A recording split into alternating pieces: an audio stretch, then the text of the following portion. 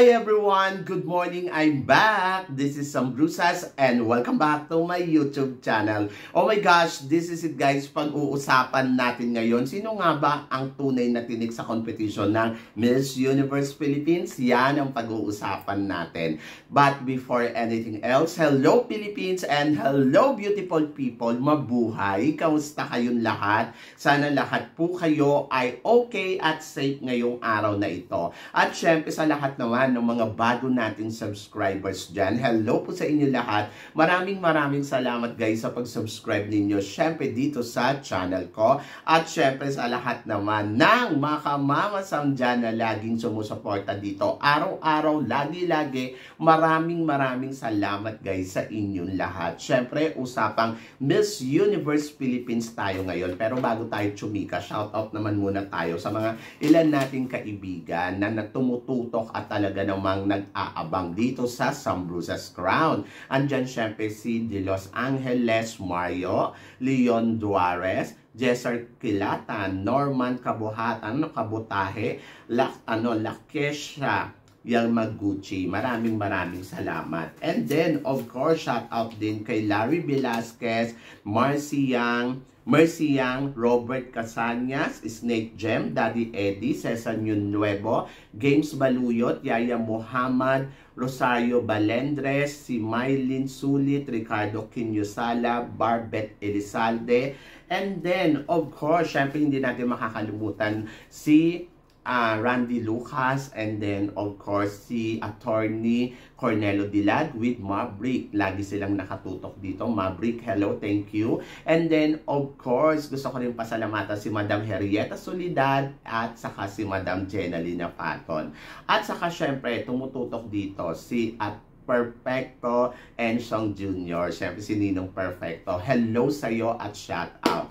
At baka makalimutan ko, Dr. Glenn Pascual. Ayan! So, eto nga, usapang Miss Universe Philippines tayo ngayon. So, excited tayo sa mga magiging event nila sa mga susunod na araw. Kasi, eto nga, di ba, nilabas na nila yung mga photos nila mula doon sa headshot, evening gown, and swimsuit. So, tingnan natin kung sino yung talagang maganda sa tatlong category na yon. Pero for now, ako para sa akin ang nakikita ko na tinik dito sa competition. Maraming nagsasabi na si Laguna daw ay isa sa mga strongest candidates talaga sa competition. And then si Sinuluan Laguna, isa din siya sa mga nakikita natin na talagang grabe, pwede talagang mag-penetrate sa competition na to. But kung ako ang tatanungin nyo guys between sa kanilang dalawa, si Sinuluan at saka si Laguna, I think mas very strong yung laban ni Laguna. Para sa akin hindi ko lang alam para sa inyo. Yes, magaling si Yana Aduana pagdating sa communication skills, beauty, and then everything, performance. Pero parang feeling ko, she had to be careful dahil iba ang atake ng Laguna. Si Laguna, syempre fresh. Pangalawa, may tangkad, talagang matangkad. Iba talaga yung binibigay ng tangkad niya Sobrang isa yun sa mga nakakatuwang tignan sa kanya. Ang lakas maka Luigi Gomez atake. Yung tahimik lang, pero alam mo na talagang grabe, matinik. And then, plus yung styling ng team niya na ginagawa sa kanya ay winner. And then, nandoon na nakikita mo na iba, sa bawat labas niya, iba yung atake. Kaya isa siya sa mga nakikita ko si Laguna na talagang tinik sa mga kandidata na lumalahok dito sa Miss Universe Philippines at kahit sa mga front runner. Dahil iba, marunong mag-perform, tapos magaling din sumagot. Kumbaga, total package. Isa siya sa mga total package na nakikita ko pagdating sa performance on stage. Talagang masasabi mo na medyo nakakatakot si Laguna. So, parang siya yung nakikita kong susunod na Chelsea Manalo. Alam mo yun na bigla na lang nasa baguhan pala yung mananalo, di ba? So, yun. So, possible to. Kasi iba yung ibinibigay ni Laguna, 100% talaga. At saka total package. Kung ikukumpara ko kay Liana Aduana. Si Liana Aduana, she's total package. Kaya lang, maganda yung atake ng ginagawa ni Laguna. Kaya isa siya sa mga nakikita kong pagdating sa Laguna na kandidata, siya yung may chance na talagang anytime pwede niyang masungkit yung corona, wag lang siya magkakamali sa Q&A. Ayun. And kapag nagbigay pa to ng magandang performance sa coronation, ay nako, madali nito makukuha. Kasi maganda yung ino-offer. Oo. Saka sa lahat ng mga inilabas niyang mga eksena, I think she give 100%.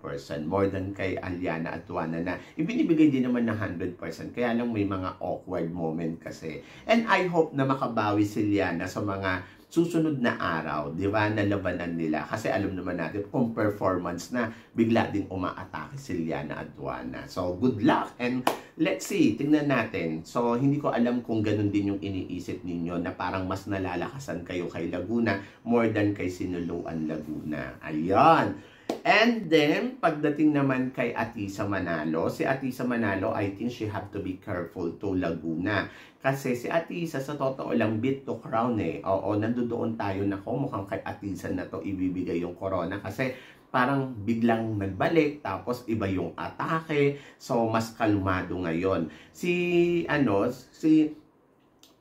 Tawag dito, Atisa Manalo, ang ginagawa niyang laro dito, yung tipong tahimik lang siya, tapos hindi siya gigil na gigil, tapos parang feeling mo biglang, magpapasabog pala. So, yun yung hinihintay ko, na magkaroon sila ng mga performance activity, kasi para doon natin makita na, ano bang gagawin dito ni Atisa? Ano ba yung makikita? Kasi bago yung nakikita natin sa kanya kalmado, tapos less makeup, nag-tone down kumbaga parang lumabas talaga yung relax moment lang. So, hindi ko lang alam pagdating sa performance kung magpapapressure ba siya or ang gagawin niya ay tamang atake lang tapos bahala na. Yung mga ganun. Yung kumbaga, isi-save niya yung sarili niya na makalusot sa mga semifinals, sa mga category na dapat niyang malusutan hanggang sa marating niya sa dulo tapos bigla siya doon, magpapasabog. So, tignan natin. Pero maganda ang nakikita kong laro ni Atisa Manalo in fairness sa kanya. Sobrang ibinibigay niya talaga 100% at nandoon na parang ayun nga, kalmado lang. Pero syempre, tulad na sinabi ko, kalmado din si Laguna. At ayan, si Laguna saka si Atisa Manalo. Pagdating naman kay Taguig, in fairness kay Taguig, mas ibang atake ang ginagawa niya ngayon. And then, nakita din natin na talagang relax na relax, hindi, kumbaga effortless atong si Taguig. Pero alam naman natin na performer talaga to pagdating sa pasarela, ayun. So, ako para sa akin si Taguig, medyo natutuwa ako sa laro ni Taguig ngayon. Sobrang iba yung laban ni Taguig. Sobrang nakakatuwang tignan. So sa ngayon nakikita ko si Taguig, si Atisa at saka si Laguna sa laro ng competition na to. Kung dadagdagan ko si Winwin Marquez. Siyempre si Winwin Marquez, isa to sa mga talagang beat to crown din. And then nakita naman natin siyempre yung atake niya talaga. Kada labas din 100%, 100%, 100% yung ibinibigay niyang effort.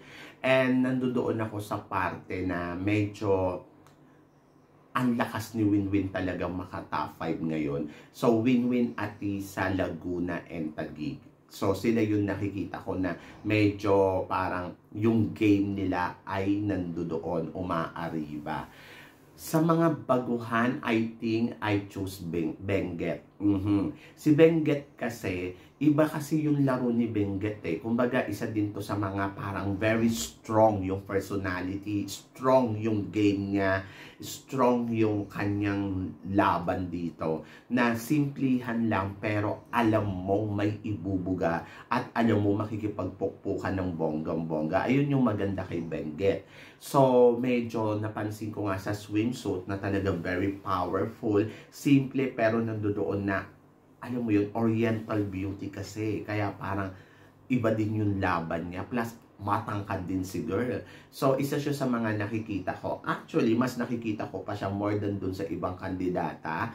So, ngayon, ang nakikita kong pwedeng mag-top 5 for me I think it's Laguna, Quezon Province, Benguet, Taguig, and etong si Muntinlupa. So, yon, silang lima. Silang lima yung gusto ko yung atake na parang simplihan, hindi effort na effort, hindi yung bigay na bigay, hindi yung gigil na gigil. Actually, si Winwin, kung yung papansinin mo, talagang ibinibigay niya lahat. Talagang gigil na gigil yung laban niya. Pero kasi, knowing win-win, ganito talaga siya lumaban eh. Talagang nandoon talaga na sobrang 100% talaga yung ibinibigay niya sa bawat ginagawa niya. Kaya parang feeling ko, mag-work talaga. So yun yung maganda kay Winwin, and looking forward ako sa mga ipapakita pa niya.